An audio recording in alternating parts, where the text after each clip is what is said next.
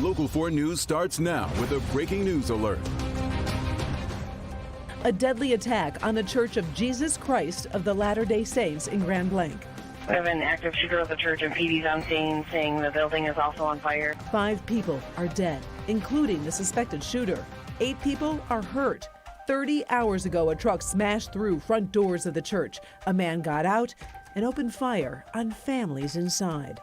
These are places that we go to feel connected, to feel safe, to be together. But today, this place has been shattered by bullets and broken glass. The church engulfed in flames when officers got there. What I witnessed was people putting their lives at risk that had 2 months on the job as an EMT, or brand new firefighters, veteran firefighters, and law enforcement. Police shot the suspect. Now, the question everyone is asking, why would someone do this?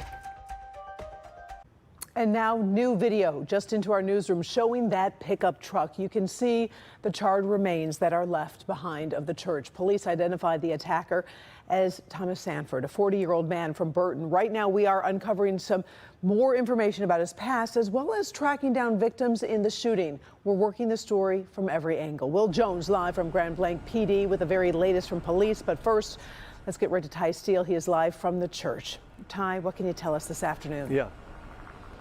An act of pure evil. Those are the words for the Grand Blanc Township Police Chief at a press conference earlier today. Behind me, about 500 yards behind me, is the parking lot and the road that gets you to the LDS Church here in Grand Blanc Township. 30 minutes ago, we got clearance to fly drones over the scene. So we're going to take that shot right now and show you the aftermath of this horrific act. Above is what's left of the Church of Jesus Christ of Latter-day Saints here in Grand Blanc Township. As you can see, burned to the ground after Sunday's horrific attack.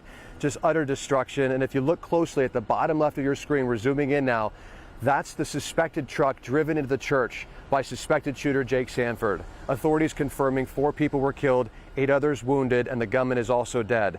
For much of last night, police were not sure they had accounted for everyone inside, but today, some good news, a sliver of good news. Investigators say all church members have now been located. Even so, teams from police, the sheriff's office, state police, the ATF, and the FBI, all still combing through what's left of this building, searching for answers and evidence that could explain how and why this tragedy happened. Back out here live, we've been watching vehicles going in and out of this barricade. Some of those vehicles that were coming from the barricade this way are people who were at the church at the time of that horrific shooting about 30 hours ago yesterday. Some of those vehicles with bullet holes in the window. It's just a horrific scene out here. Absolutely cluttered with media from all over the entire nation right now because this story is, of course, making worldwide headlines. Karen, back to you. And Ty, I understand that you did speak to a longtime friend of the suspected shooter. What did that person have to say about him? Yes, when we were on the other side of this scene yesterday, we ended up running into a longtime friend of the suspected shooter, Jake Sanford, somebody who had known him for 10 years, and her daughter is actually somebody who babysat Sanford's 10-year-old child. And they told us a lot about who the suspected shooter was as a person, as a father, as a husband. They also mentioned he was somebody that often spoke ill will towards other certain groups and would say things, inappropriate things in social settings, but something that people would just shrug off as something that somebody might be saying. They'd never thought that he would do something like this or would be accused of something like this. Were you able to get a timeline in terms of when was the last time that they saw him? Yeah, eerily enough, it was actually 48 hours before this mass shooting when they had encountered him on the street. The 16-year-old daughter was just coming back from a dance, and they were on the street, they were walking, and there was this truck over here, and the truck ended up driving in front of them and scared them. And then the guy rolled down the window, and it was actually Jake Sanford who tried to make a joke of a really inappropriate situation. So they had that encounter with him 48 hours before the shooting. We're going to be getting more to their story coming up tonight on Local 4 News at 5. Karen? All right, we'll check back with you at 5. Ty, we appreciate it. Now we're going to move from the Church of Jesus of the Latter-day Saints to the Grand Blanc Township Police Department. In an update just about 3 hours ago, police said all individuals are now accounted for. So we're going to bring in Will Jones. He was there with the latest updates and joins us now from outside that police department. What have you learned, Will? Karen, the FBI is leading this investigation. They're trying to determine a possible motive. So far, they've interviewed 100 people in this investigation. both witnesses and victims. Last night, they searched the alleged shooter's home. That is in Burton, about 7.5 miles away from the church. It's unclear what they found, if anything, but they're likely focusing on notebooks, phones, computers, and his internet search history. Today, we also learned more about the victims. The people taken to Henry Ford Genesis range in age from 6 to 78 years old. 5 were shot, 3 suffered from smoke inhalation. For the medical staff who treated them, this was personal. We had a number of our residents who were members of the church and were on site. Not only were they victims, they were also first responders. And having your friends and family come in injured and taking care of them is a really incredible experience. They were heroes. Those on the scene were absolute heroes, going in and out of the fire to drag people out. We're told there will be no more press conferences here at the police station. Any updates in this investigation will come in the form of written releases. We are live in Grand Blanc Township. Will Jones, Local 4. All right, well, we'll be checking back with you later on this evening as well. Meantime, lawmakers across the country sending words of support to Michigan, including President Donald Trump. He posted to Truth Social saying, in part, the suspect is dead, but there is still a lot to learn. This appears to be yet another targeted attack on Christians in the United States of America.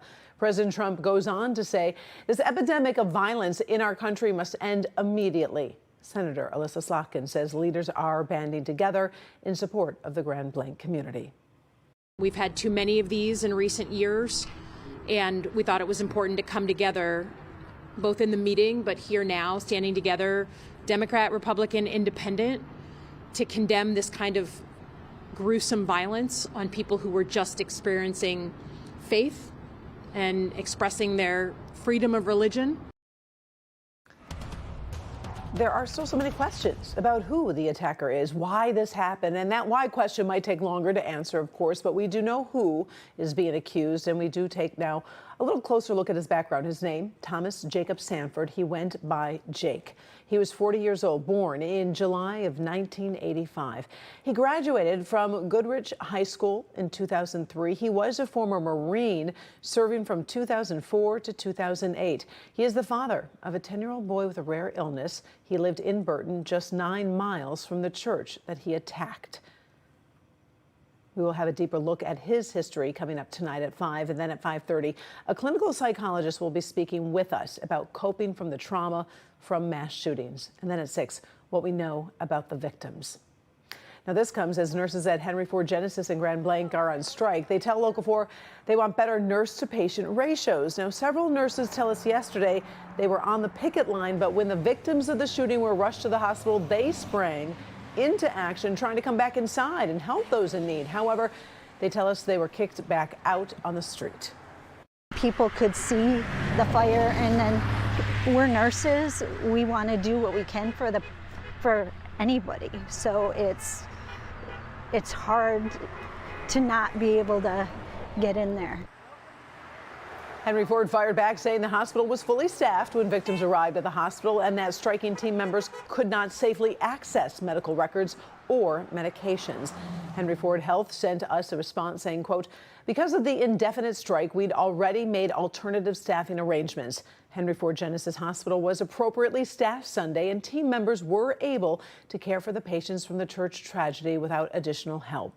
We do have everything that we know posted to clickondetroit.com. You can scan the QR code on your screen, and it will take you to that information. Also, we are going to update new information as it becomes available, and we will keep you updated on our website.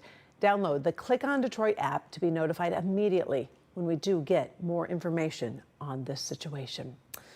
4 communities under boil water advisories this afternoon due to low water pressure following last week's water main break over on 14 Mile Road west of M5. New video showing Sky 4 shows the cleanup still underway. Novi has been on the advisory from the beginning. Now Walled Lake and Wixom are back on the list, and Commerce Township has been added.